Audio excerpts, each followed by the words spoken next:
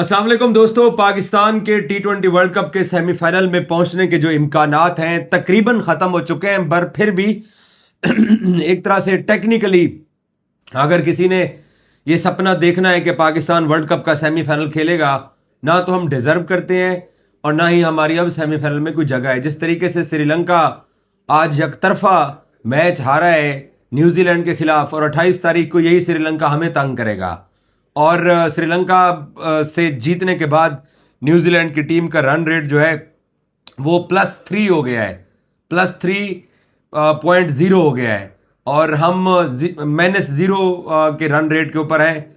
और अगर न्यूजीलैंड जो है वो इंग्लैंड से हार भी जाता है, अब ये डिपेंड करता है कि वो कितने मार्जिन से हारता है। अगर वो ज्यादा मार्जिन से हारता है तो शायद फिर कुछ फर्क पड़ेगा, अदरवाइज अभी भी न्यूजीलैंड पाकिस्तान से रन रेट के हिसाब से 70+ रन आगे है। पाकिस्तान को अगर सेमीफाइनल में जाना है, पहले तो न्यूजीलैंड इंग्लैंड से हारे, जो कि मुझे नहीं लग रहा, और दूसरा पाकिस्तान श्रीलंका को हराए, वो भी 70 रन के मार्जिन से।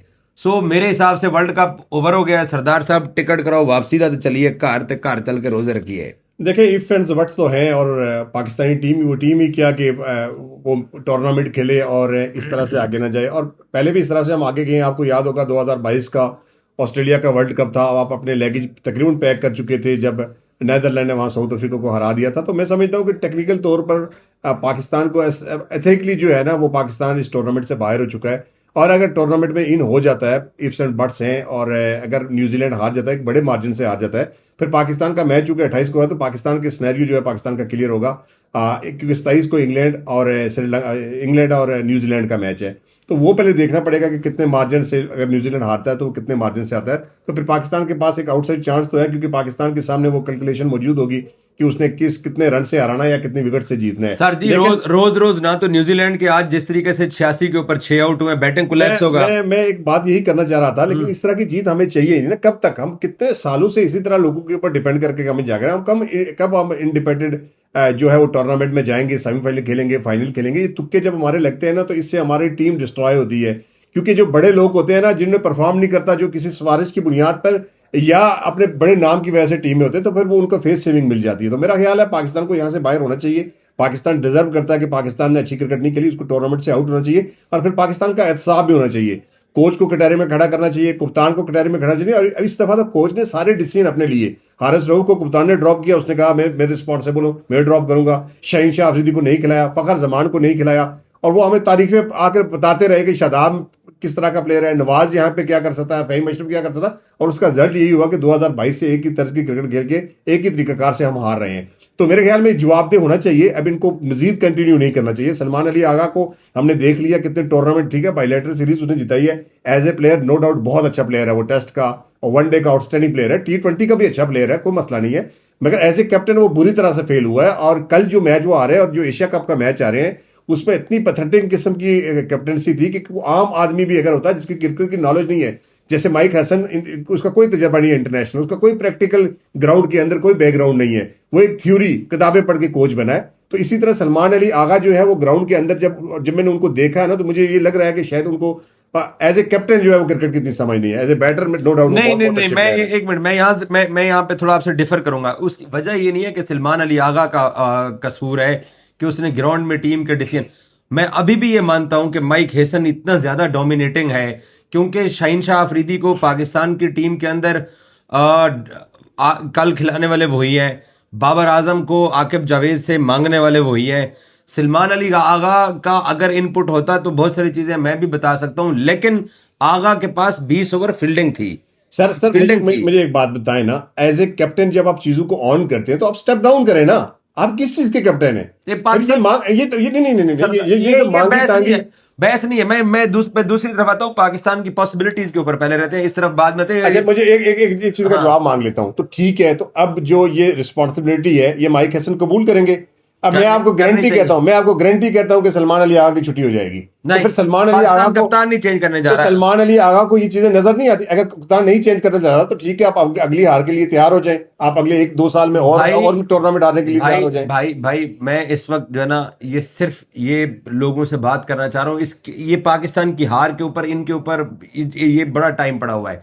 मुद्दा ये है कि श्रीलंका ने जो आज खेल पेश किया, हम पाकिस्तानी क्या इस चमत्कार और सपने के इंतजार में रहें कि 28 तारीख को हमें भी, मैं आज भी इस वक्त कह रहा हूं, श्रीलंका अभी अभी मैच आ रहा है ना, हम 28 को भी श्रीलंका के खिलाफ फंस रहे यार हैं, ये रोना, फंस रहे हैं। ये पिछले 3 महीने से हमारा रोना, और डेट्स भी ना बड़ा मैच कर रही है। 15 वाला मैच चाहिए आगा जी, 21 वाला मैच चाहिए, और 28 वाला चाहिए ही चाहिए।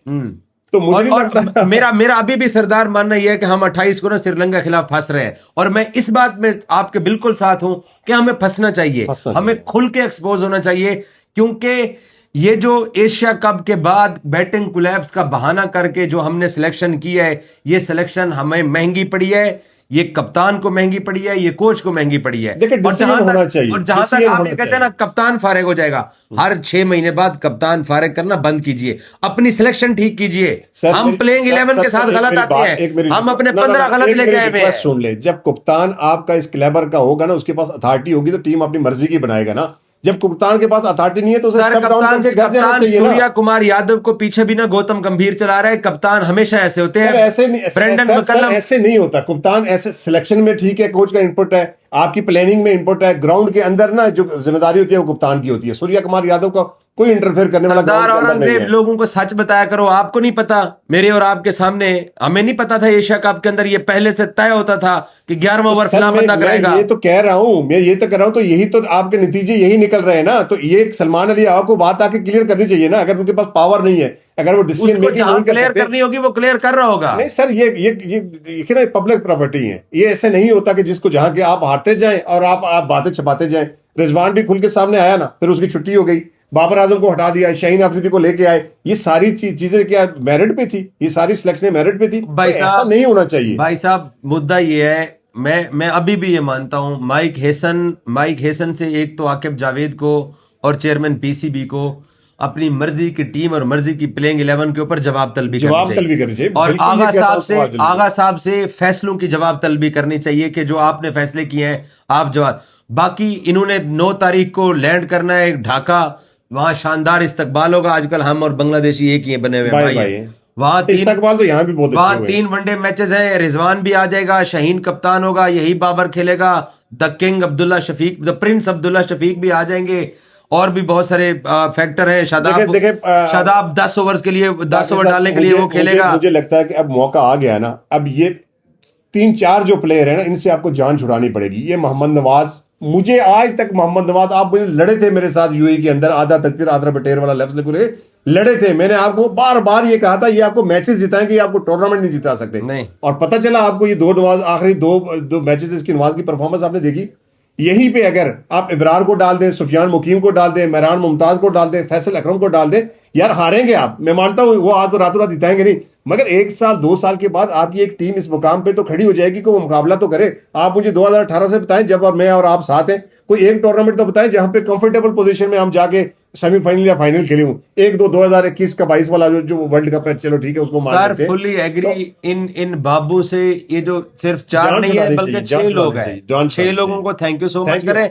और आई एग्री विद यू के अंदर यंग प्लेयर होंगे, मैं और आप माथा कम पीटेंगे। हाँ जी, बिल्कुल बिल्कुल। देखिए फैंस भी माथा कम पीटेंगे। दुनिया के आगे भी आपको एक जवाब दे, तो अब जस्टिफिकेशन तो बंदा देता रहा कि हमारी टीम जो है वो जो रिजवान छोड़ के गए थे ना, लर्निंग प्रोसेस उसमें है।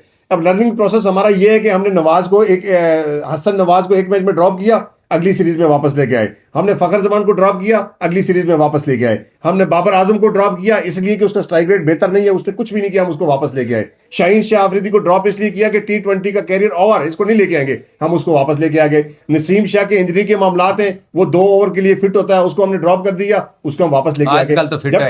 तो खेलता ना, आखिरी मैच में फिट नहीं था ना, किसने कहा? मैं कहता हूँ, अंदर की खबर देता हूँ, मैं गारंटी देता हूँ कि आखिरी मैच में उसने कहा मुझे बाहर है, गारंटीड कहता हूँ। अनफिट तो ना हुआ ना सर मैंने कहा कोई इंजरी हुई है उसे। तो सर वो बस बाहर को भी आप अनफिट ही समझे ना। तो ये जो चीजें हैं ना, ये अब खत्म होनी चाहिए। मूव फॉरवर्ड यार, यंग टीम को लेके आए। उस्मान तारिक का कैच आपने देखा, ठीक है, उस्मान तारिक बॉलिंग कर लेते हैं। उस्मान तारिक ने कोई इतनी एक्स्ट्रा ऑर्डिनरी बॉलिंग नहीं की कि अगली टीम परेशान ही हो गई। इब्रार उससे आज भी लाख दर्जे अच्छा है और उसकी फील्डिंग अच्छी है। सुफियान मुकीम आज भी बहुत अच्छा है उस्मान तारिक से, बॉलिंग में और फील्डिंग में भी बहुत अच्छा है। तो आप ऐसे लोग, आप लीग बेसिस पे ना जाए ना। आप क्या नाम है जो विकेट कीपर हमारा दूसरा है, आप उसको लेके आ गए ख्वाजा नाफे को, T10 की बेसिस पे आप लेके आए ना, उस्मान तारिक को लीग क्रिकेट की बेसिस पे लेके आए ना। जब तक कि डोमेस्टिक में मार नहीं कहेंगे, इनको कैसे पता कि बॉल को बैकअप कैसे करना है, बॉल के पीछे हमने कैसे जाना है। तो ये सारी चीजें सीख कर बंदा आता है ना। और बड़े इवेंट के अंदर फिर यही होता है, जो उस्मान तारिक ने आपका कैच गिरा कर दिया गो, कि अगले ओवर में वो बंदा आउट हो गया। मगर आप फर्क देखें कि जैसे वो कैच ड्रॉप हुआ, अगली बॉल पे चौका था। अगर साया मयूब 7 पे फिनिश करता एक विकेट, अगला ओवर फिर करता तो एक प्रेशर डिफरेंट बिल्ड होता। वहां पे नवाज बॉलिंग करने आया और उसी ओवर में 17 रन पड़े, और वहीं से मैच जो है वो शिफ्ट होना शुरू हो गया। तो ये छोटी छोटी चीजें जो है, ये कोच को नहीं पता, ये कप्तान को नहीं पता, ये सिलेक्शन कमेटी बैठी है उनको नहीं पता। उनको सोचना चाहिए। और सबसे जो मुझे हैरानगी वाली बात लगी ना बागरी साहब, वो ये है कि 2021 से एक ही तर्ज की क्रिकेट, एक ही तरह की हार और एक ही तरह के प्लेयर हम खिला रहे हैं।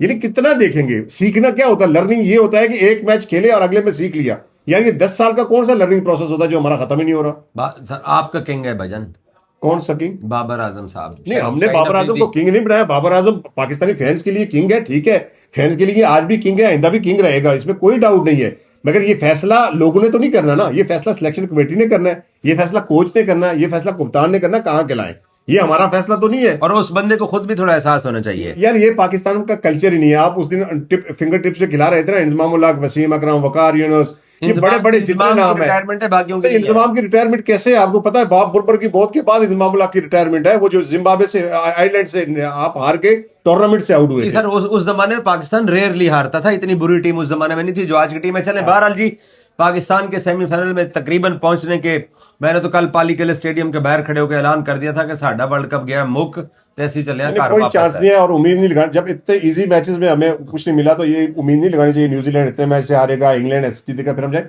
और ऐसा होना भी नहीं चाहिए। अगर ऐसा हो गया, एक आधा मैच पाकिस्तान और जगह, तो जो बड़े बड़े स्टार यहाँ पे छुप रहे हैं ना, वो एक्सपोज होने से बच जाएंगे और फिर हमें इनको झेलना पड़ेगा अगले 2-2 साल। इससे बेहतर है पाकिस्तान। मैं इतना बोलूंगा कि पाकिस्तान क्रिकेट बोर्ड की सिलेक्शन कमेटी को, पहले पाकिस्तान क्रिकेट बोर्ड के बड़ों को सिलेक्शन कमेटी से पूछना चाहिए, फिर सिलेक्शन कमेटी को टूर सिलेक्शन कमेटी से पूछना चाहिए, कोच और कप्तान से जवाब तलबी करनी चाहिए। जो फैसले हुए हैं, जो प्लेइंग 11 हुई है, और जो पाकिस्तान ने इस टूर्नामेंट के अंदर बैड क्रिकेट खेली है, और जो हमारे सीनियर प्लेयर्स जो कि टीम के ऊपर बोझ बन चुके हैं, वो मसीहा नहीं है, मुसीबत है।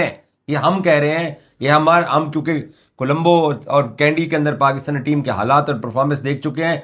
ये हाथ जोड़ के रिक्वेस्ट है, सर जी इनको निकालिए। जो 2024 के अंदर चेयरमैन पीसीबी मोहसिन नकवी साहब ने सर्जरी का कहा था, उस सर्जरी के अंदर टेस्ट क्रिकेट और वनडे क्रिकेट में तो थोड़ा सा हमने जरूर कम बैक किया, क्योंकि एक जमाना था हमारे खिलाफ 800 रन बन जाते थे। बाद में सर्जरी की, टीमों से निकाला, फिर कुछ हालात बेहतर हुए, कुछ स्पिन विकेटें भी बनी, कुछ स्कूल ऑफ थॉट भी चेंज हुआ। तो अब T20 क्रिकेट में भी हमें वैसा ही करना है। अदरवाइज हम बहुत आउटडेटेड T20 क्रिकेट खेल रहे हैं, और हमारी T20 क्रिकेट जो है वो बाकी दुनिया से बिल्कुल डिफरेंट है। और हमें ये नहीं चाहिए 25 गेंदों पर 24, और ना हमें सैम अयूब जैसा ऐसा बॉलर चाहिए जिसका काम बैटिंग करना है, वो बैटिंग नहीं कर रहा। अगर उसका यही हाल है तो फिर नवाज, शादाब और फहीम अशरफ की प्लेस के ऊपर जाकर 6-7वें पे खेले, ताकि हम यहां पर कोई मुस्तनद बल्लेबाज इस्तेमाल कर सकें। क्योंकि डेढ़ ओवर बाद, 2 ओवर बाद हमें जनाजा उठाना पड़ता है। और वो पाकिस्तान क्रिकेट का मैं और सरदार एशिया कप और ट्राई नेशन से देखते चले आ रहे हैं। सो पाकिस्तान क्रिकेट बोर्ड इतनी, मैं फिर कहूंगा, मेरे लिए एक ही सेटिस्फेक्शन की बात है कि हम इतनी बुरी क्रिकेटिंग नेशन नहीं है। हमारे नए लड़कों को मौका देना चाहिए। आई अंडरस्टैंड कि ओवरनाइट आप प्लेयर इकट्ठे करके, नए लड़के 18-20 साल उनकी उम्र खींच के आप नहीं कर सकते हो। सिस्टम को हमें ठीक करना पड़ेगा। और ऐसे लड़के, सुफियान एक बहुत अच्छा लड़का है, मेहरान है, फैसल अकरम मुतासर कुन क्रिकेटर है, अली रजा आ रहा है, और बड़े लड़के हैं। अंडर 19 का जो हमारा लड़का बैट्समैन है जो फेमस हुआ है, क्या नाम है उसका? समीर मिनास है। तो ये पाकिस्तानी बच्चे ही हैं। आज से 10 साल पहले बाबर, हसन अली, शादाब, इन सब, फखर, इन सब के अंदर भी शाहीन में इसी तरह का करंट था। बट ये अब करंट लेस हो चुके हैं। हमें करंट वाले प्लेयर चाहिए, इनसे हमें जान छुड़ानी पड़ेगी। जिसको फेवरेट है वो इनको PSL में देखे, इनके नाम की जर्सी पर तुझे भी पालाना एक अददी जर्सी। हाँ नहीं, कोई मसला नहीं। ये जान छोड़ जाए तो मैं जर्सी पा के सो भी जाऊंगा। PSL आपको भी कह रहा हूं कि PSL में इनकी फैन फॉलोइंग आप कंटिन्यू रखें, इनकी PSL में जर्सियां पहने। इंटरनेशनल लेवल पर मैं तो सरदार जनाजे चुक चुके, थक चुके, साड़ी बस हो गई है। Thank you so much.